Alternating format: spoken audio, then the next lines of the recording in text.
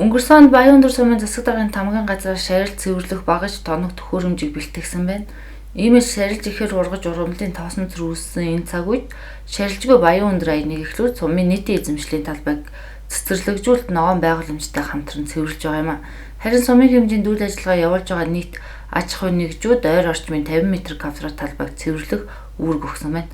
Энэ жил бол бороо ус тэгшэрсэн бас сайхан жил болж байна. Энэний хэрээр шарилж болон цэрлэг ургамал ихэх ургадаг. Баян өндөр сум 2021 оны жилийн эцсээрээ бол ямарчлаас энэ ажлыг 22 онд тулгамдах асуудал бий болно гэж үзээд тодорхой одоо бас төсөв хөрөнгүүдийг тавиад эхний ээлжинд бол хадуурыг авч одоо Баян өндөр суманда бэлэн байдалд нийлүүлсэн.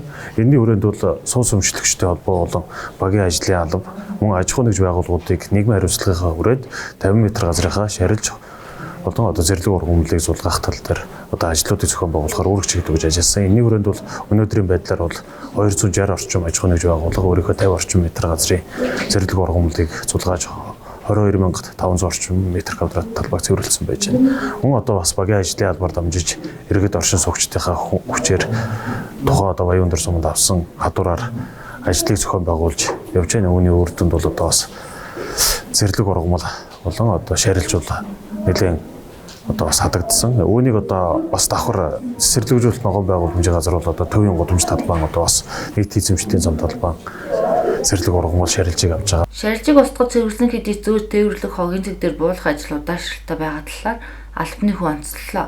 Учир нь хот тогтоолох газрын ачаал их байгаа тул шарилж ачих устгах ажил удаашрж байгаа юм а. Иймээс иргэд өөрсдөө амьдарч буй газрынхаа ойр орчмын шарилжийг зулгаж цэвэрлэн хог ачих үед хамт ажиллах үүрэг хүлээж байгаа гэдгийг ухамсарлж үүргээ биелүүлэхийг уриалж байна.